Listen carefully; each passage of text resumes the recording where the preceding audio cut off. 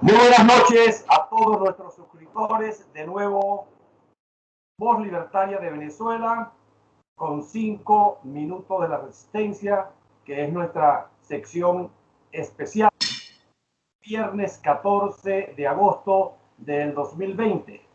Quiero agradecerles a todos aquellos suscriptores que nos han apoyado.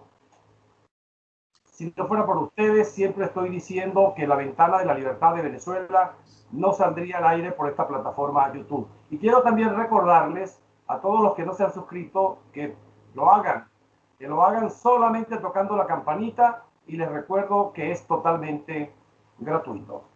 Bueno, antes de presentar a mi invitado de hoy, voy a reiterar lo que dije en programas pasados. Nosotros estamos comprometidos con nuestra hermana República de Colombia, y por esa razón me he permitido invitar a hermanos colombianos que tiene que ver con la historia reciente de la democracia colombiana. Me refiero a Rafael Nieto Loaiza, quien dentro de todo su currículum ha sido ministro de Relaciones Interiores, nada más y nada menos que de uno de los grandes presidentes de Colombia. Me refiero a Álvaro Uribe Vélez. Pero aparte, el amigo Rafael Nieto es además secretario general del partido más importante de Colombia. Me refiero al Centro Democrático.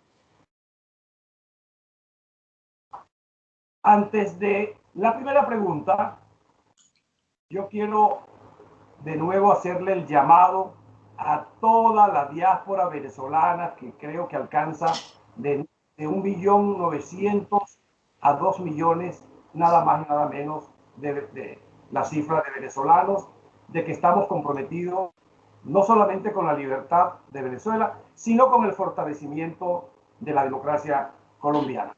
Bienvenido, Rafael Nieto Loaiza, a 5 minutos con la resistencia.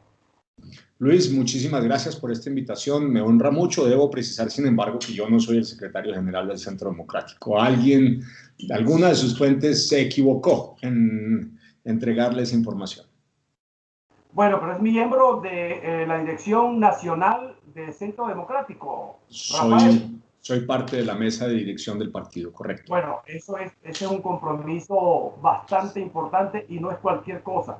Pero además sí tengo que señalar que usted fue participó como candidato en las primarias para optar a la presidencia de la República. ¿Eso sí es correcto? Eso es correcto, y me ganó Iván Duque. El actual presidente Iván Duque. De tal manera que por eso yo lo califico a usted como un invitado muy honorable, y que nos resalta pues nuestro compromiso en 5 minutos de la resistencia. Pero bueno, vamos a empezar con las preguntas. La que está en el tapete y una de las más calientes. La semana pasada, pues, todos los latinoamericanos fundamentalmente y el mundo entero nos quedamos sorprendidos con la decisión de un tribunal que ya yo no quiero descalificarlo más, porque es como incurrir muchísimo pues en las cosas internas de nuestro hermano país colombiano.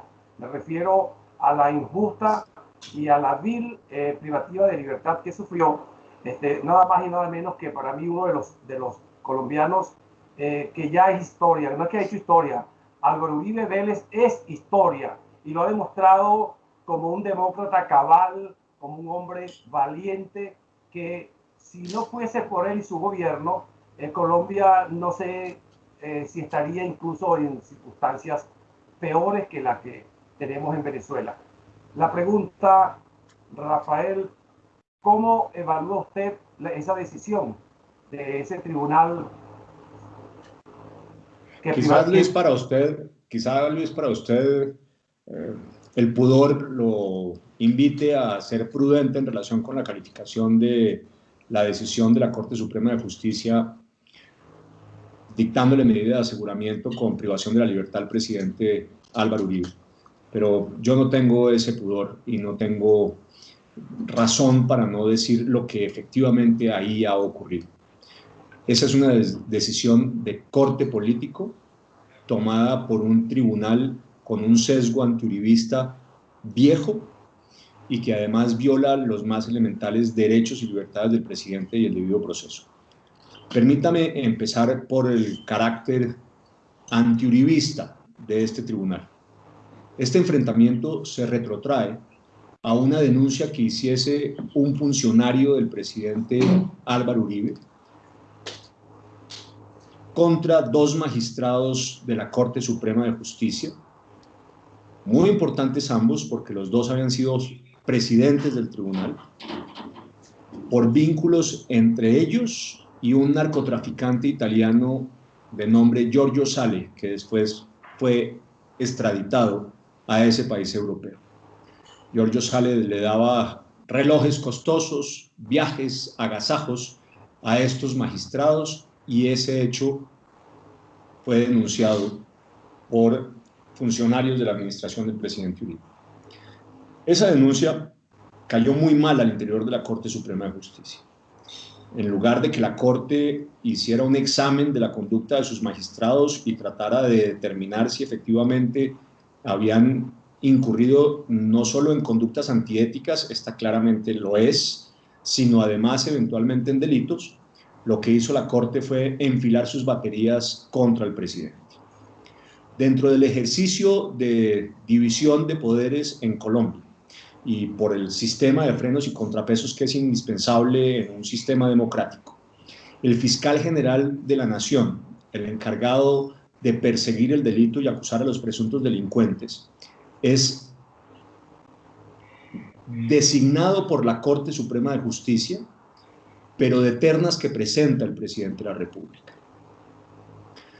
Durante dos ocasiones distintas, a pesar de que el presidente cambió la composición de sus ternas, la Corte Suprema de Justicia se negó a escoger de esos nombres que presentaba el presidente al fiscal general de la Nación. Una conducta abiertamente contraria a la Constitución y dirigida a negarle al presidente de la República, Álvaro Uribe, en ese momento, la posibilidad de que los nombres que él propusiera se designara el fiscal general. Y efectivamente, la Corte no le permitió al presidente Uribe que se escogiera fiscal de sus propuestos. Alguien podría decir que los nombres no les gustaban a los magistrados o no reunían las calidades. No es verdad, eran todos abogados muy prestigiosos, con el mejor perfil, con conductas intachables. De hecho, para probar que la razón era claramente política y tenía que ver con el presidente Uribe y no con los nombres que se proponían, hay un elemento que permite constatarlo de esa manera, Luis, y es que la actual ministra de Justicia, Margarita Cabello, que estaba en una de las ternas que propuso el presidente, fue rechazada en ellas para ser escogida como fiscal, pero después los mismos magistrados de la Corte la escogieron como su presidente. Es decir, el presidente Uribe no le permitieron que se nombrara a Margarita Cabello como fiscal, pero en cambio sí designaron a Margarita Cabello como presidente de la Corte Suprema de Justicia. Lo que era evidente es que no querían que hubiera fiscal designado por el presidente. Unos años más tarde, cuando ya el presidente había dejado su ejercicio como tal, estábamos en el periodo de Santos, se abrieron un conjunto de causas contra exministros y personas del entorno del presidente Uribe en la Corte Suprema de Justicia. No por conductas delictuales, si usted me lo pregunta hoy, yo no tengo la menor duda de que ahí lo que había realmente era un ejercicio de retaliación política. Pues tanto es así que en las grabaciones que consta en uno de esos procesos contra un exministro de Salud del presidente, se oye a los magistrados, quedaron grabados, diciendo que había que tomar decisiones contra el entorno de Uribe por razones de conveniencia política, los estoy citando textualmente, en consenso para que no hubiese dudas ni fisuras en el mensaje político que se le enviaba a la sociedad colombiana, donde la argumentación jurídica era irrelevante e incluso algunos se atrevió a decir que tenían que hacerlo por razones de legítima defensa. Es claramente un tribunal que ha tomado decisiones de carácter penal contra personas del entorno del presidente Uribe por motivaciones políticas, incluso expresas. Ese tribunal ciertamente no merece el carácter de Corte Suprema, ni hay que reconocerle que a sus decisiones que deban ser respetadas. Pero después vamos a lo que ocurre con este proceso en particular con el presidente Uribe. Y déjeme narrarle rápidamente elementos que hacen pensar que hay claramente retaliación de carácter político y violación de los derechos del presidente. ¿De dónde nace este proceso por supuesto soborno de testigos por parte del presidente? Nace de una denuncia que hace el presidente Uribe por ese mismo delito contra un senador de la extrema izquierda colombiana, Iván Cepeda. En el proceso contra Iván Cepeda, donde además Uribe hace una ampliación de la denuncia con nuevas pruebas, queda demostrado que se le ofrecían beneficios a distintos testigos para que declararan contra Uribe o contra su hermano o contra personas del entorno de Uribe, por un lado, y está probado que una fundación le entregó dinero a esos testigos. Una fundación donde la que también están las pruebas, Iván Cepeda era donante. Eso está fuera de discusión, los tres elementos. Sin embargo, la Corte considera que esos pagos son de carácter humanitario, que las gestiones que hacía buscando testimonios contra Uribe y Iván Cepeda eran propias de su tarea y desecha ese proceso contra Cepeda, pero con una característica. Cierra ese proceso y de inmediato le abre uno al presidente Álvaro Uribe. Y en ese expediente, en los últimos días antes de cerrarlo contra Cepeda, hay una denuncia del abogado de Iván Cepeda, este parlamentario de extrema izquierda. Bueno, tan de extrema izquierda es que uno de los frentes más famosos y conocidos de las FARC lleva el nombre del padre Iván Cepeda. De ese tamaño es la radicalidad y el extremismo de Cepeda. No estamos hablando de un socialista, no, estamos hablando de la más radical y la más extrema izquierda, una que al menos en el caso de su padre tenía claros vínculos con las FARC. En ese expediente, el abogado pone una denuncia por supuesta manipulación de testigos contra el presidente Uribe. Ese día le cierran el proceso a Iván Cepeda y le abre el mismo magistrado que tenía el proceso anterior un proceso al presidente Uribe por soborno de testigos. Yo no conozco ningún caso en que ni en la Fiscalía General de la Nación ni en la Corte Suprema de Justicia hayan actuado con tanta celeridad después de recibir una denuncia. Normalmente se toman varias semanas mientras que la denuncia es recibida, se enteran de ella y la reparten para que haya un fiscal o en este caso un magistrado para su conocimiento. Aquí no. Aquí evidentemente había una comunicación entre Cepeda, el abogado, y el magistrado, José Luis Barceló, para avisarle que llegaba esa denuncia, de manera que cuando cerrara el proceso contra Cepeda abriera inmediatamente uno contra el presidente. Y eso ocurrió. Pero fíjese usted lo curioso. No se le informa al presidente Uribe que se ha abierto ese proceso, Luis. Y unos meses después le filtran desde la oficina de Barceló a un periodista profundamente antiuribista y muy conocido en Colombia la información de que hay un proceso por manipulación de testigos. Muy sorprendido, el presidente Uribe y sus abogados deciden enviarle un oficio a la Corte Suprema de Justicia preguntándoles si es verdad o no que hay un proceso por soborno de testigos contra él. La Corte no responde. El presidente y sus abogados vuelven a preguntar y la Corte, cuando responde, no relaciona este proceso contra el presidente Uribe. De manera que el presidente se queda sin saber que el proceso está contra él y mientras tanto la Corte actúa contra el presidente Uribe. Finalmente, a la Corte no le queda nada distinto a avisarle al presidente Uribe que efectivamente hay un proceso por soborno de testigos contra él. Con lo que la pregunta subsiguiente es, ¿y por qué no me avisaron? Si yo les pregunté a usted, no una sino dos veces, y usted no me dijo que existiera ese proceso. Y el argumento de la Corte es muy particular. Dice, no, es que ese proceso era contra persona indeterminada. Y solamente ahora hemos llegado a la conclusión de que el responsable de esas conductas denunciadas es usted, presidente Uribe. Y por eso le estamos avisando. Y antes no le habíamos contestado, aunque usted hubiera preguntado. Pues aquí hay una contradicción profunda por parte de la Corte, Luis. La Corte no puede investigar cualquier delito en cabeza de cualquier persona. Las denuncias contra persona indeterminada le corresponden a la Fiscalía General de la Nación, no a la Corte. La Corte solamente tiene competencia sobre personas que tienen fuero para tener como juez a la Corte Suprema de Justicia, como el presidente Uribe en su calidad de senador. De manera que aquí hay una de dos cosas. O ellos sabían que era contra el presidente Uribe y por eso asumieron competencia y le ocultaron durante 5 meses al presidente que existía ese proceso, o ese proceso era contra persona indeterminada y la Corte no tenía competencia. No hay ninguna posibilidad alternativa. Lo cierto es que investigaron, violentándole el derecho de defensa al presidente Uribe durante varios meses y ocultándole la existencia de ese proceso. Cuando finalmente el presidente es confirmado de que le tienen el proceso, pide que lo reciban en versión libre, es decir, que le permitan ir espontáneamente a declarar frente a la Corte. Y la Corte le niega durante 2 ocasiones distintas al presidente Uribe esa posibilidad, que es un derecho que tienen todos los ciudadanos, ir a contar su versión de lo que están investigando los fiscales o los jueces. Y lo llama directamente indagatoria. Y tenían 10 días para haber resuelto la condición jurídica del presidente después de la indagatoria. Y ha pasado casi un año. Y solamente la semana pasada tomaron la decisión de dictarle medida de aseguramiento.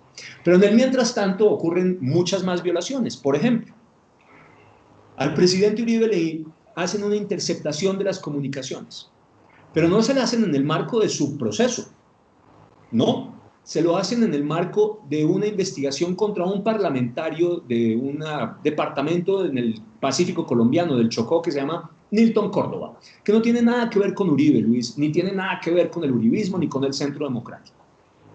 Una investigación además por un delito X cualquiera. Cuando después la gente se entera de que han interceptado el teléfono del presidente Uribe, los abogados le preguntan a la Corte que con base en qué ha hecho esa interceptación. Y la Corte dice que ha sido por error.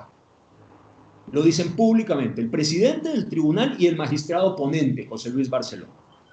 Les dicen, por error, explique el error. No, el error se debe a que el parlamentario Nilton Córdoba, que estaba siendo investigado en otro proceso por otro magistrado, dio en su versión libre el número del teléfono del presidente Uribe como si fuera propio, como si fuera de Nilton Córdoba.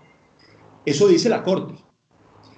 Cuando el parlamentario Córdoba se entera, porque esto además fue en una rueda de prensa, al día siguiente da unas declaraciones donde dice que él jura por su madre, lo cito textualmente, que nunca dio el teléfono del presidente Uribe y que tiene una manera muy sencilla de demostrarlo.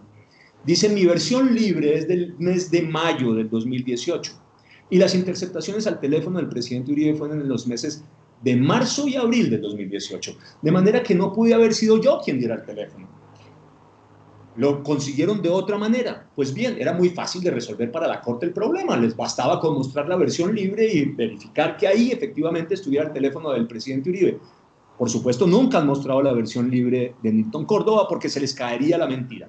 Pero la cosa es todavía más difícil, y es que en noviembre del 2017, es decir, 5 meses antes de que empezaran las interceptaciones al presidente Uribe, la compañía de comunicaciones Movistar le comunica a la Corte Suprema de Justicia que el número por el cual han preguntado corresponde al presidente Uribe.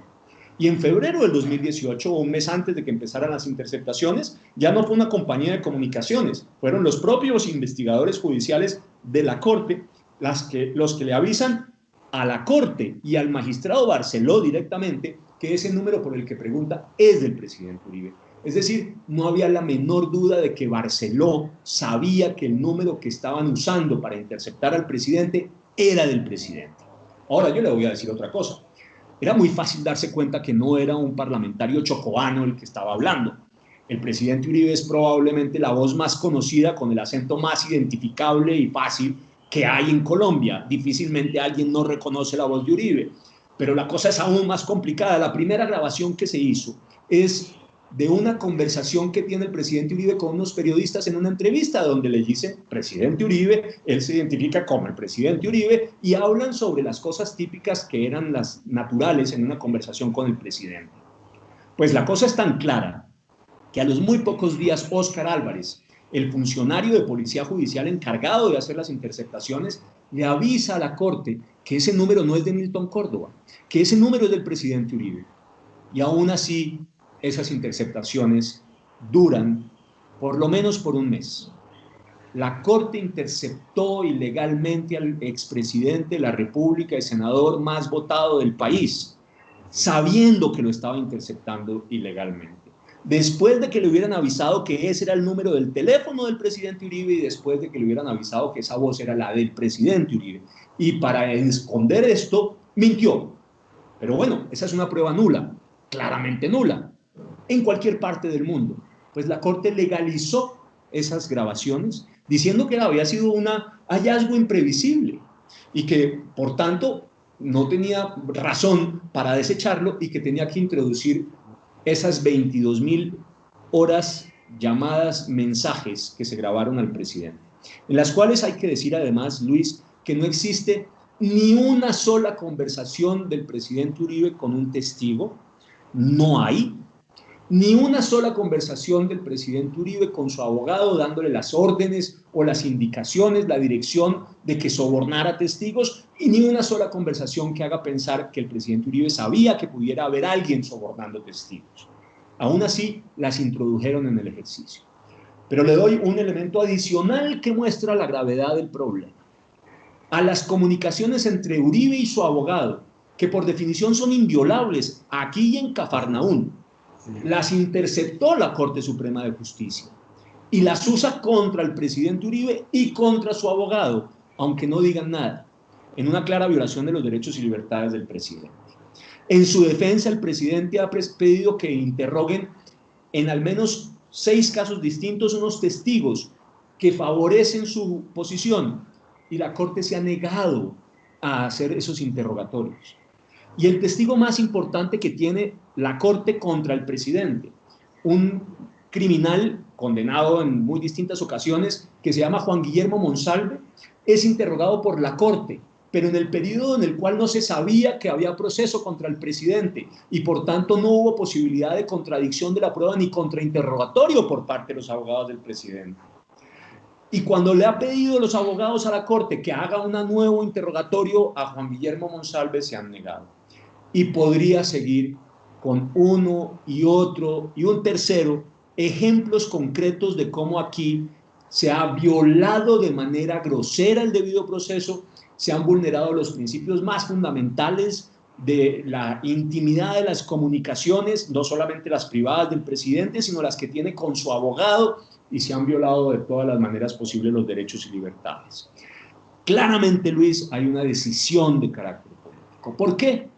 Porque el presidente Uribe es el personaje político más importante de los 20 años en Colombia, porque ganó todas las elecciones en primera vuelta en el 2002, su reelección en el 2006, eligió presidente a Santos en el 2010, ganó la primera vuelta del 2014 con Oscar Iván Zuluaga, si perdió la segunda fue por otro montaje judicial que le hicieron desde la Fiscalía a Oscar Iván Zuluaga y por la plata de Odebrecht que entró a la campaña de Santos, ganó el plebiscito del 2016, ganó las parlamentarias del 2018 y el Centro Democrático es el partido más votado de Colombia y con la mayor fuerza parlamentaria y ganó las elecciones con Duque.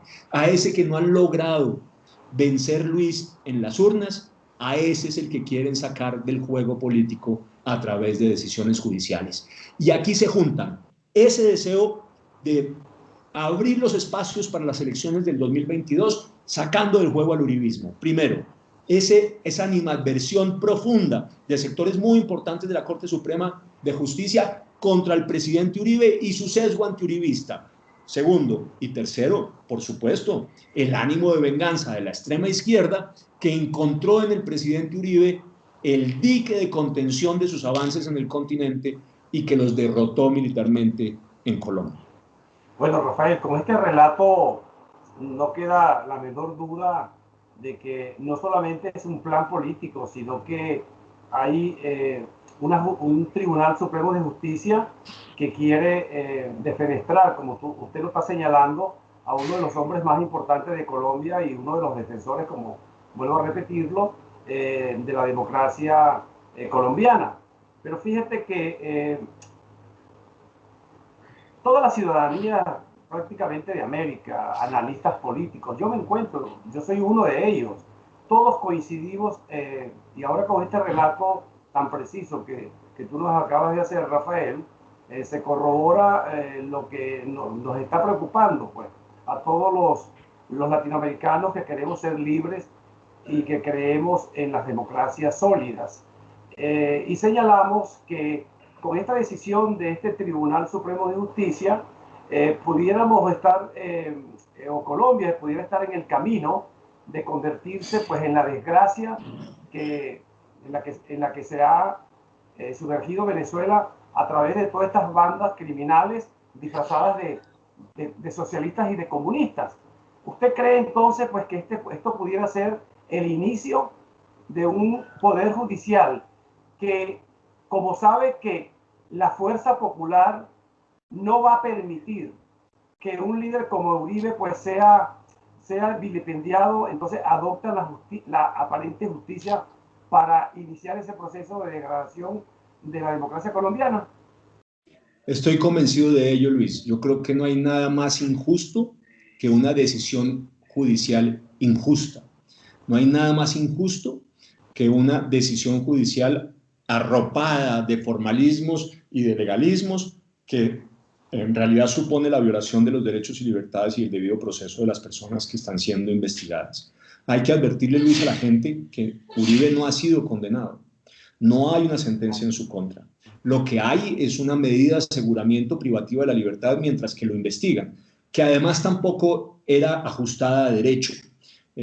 La privación de la libertad cuando una persona no está condenada, Luis, tiene que ser absolutamente excepcional, de acuerdo con los tratados internacionales de derechos humanos.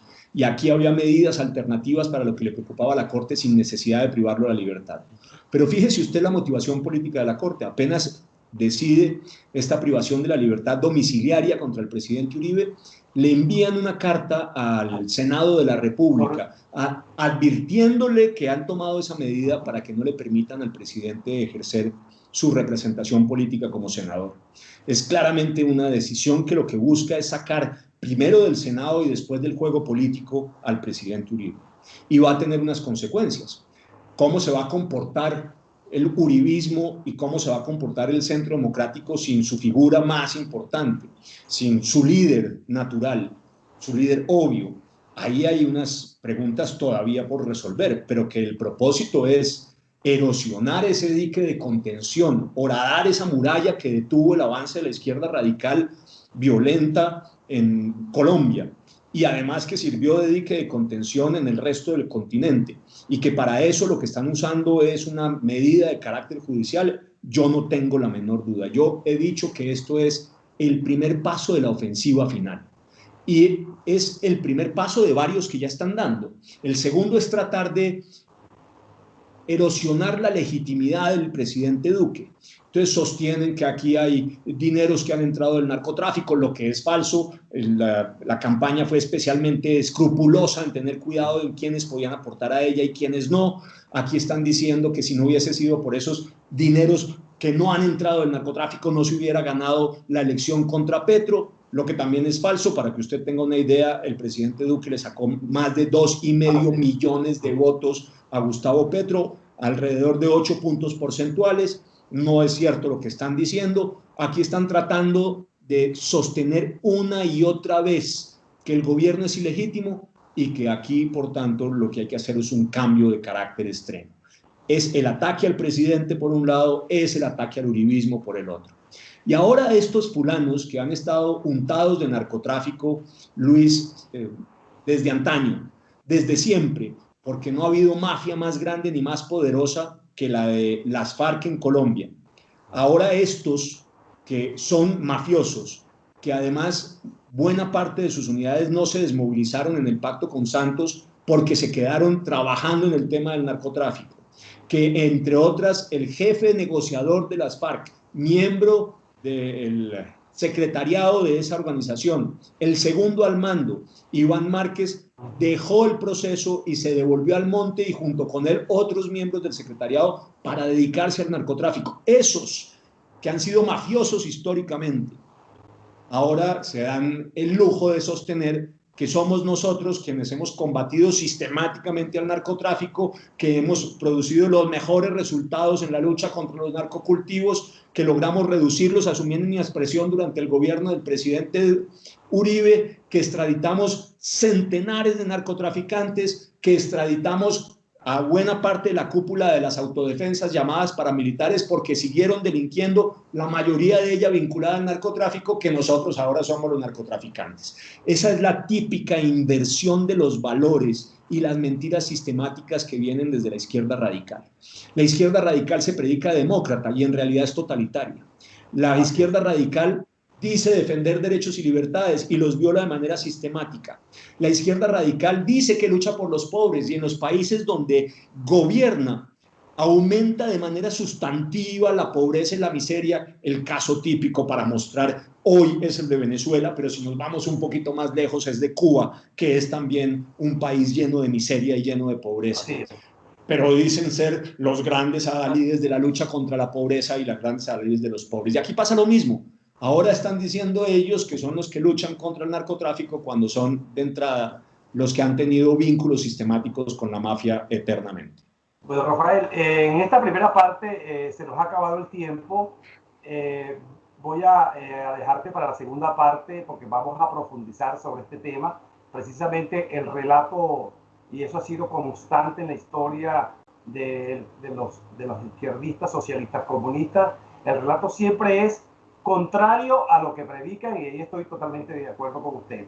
Pero para la segunda parte vamos a analizar la incidencia de lo que llamamos el Foro de Sao Paulo, ahora su yunta, que es el Grupo de Puebla, y cómo interviene Gustavo Petro, la FARC y todas estas bandas criminales en combinación con sus socios, los venezolanos maduristas chavistas. En la segunda parte vamos a analizar esta pregunta que le acabo de anticipar.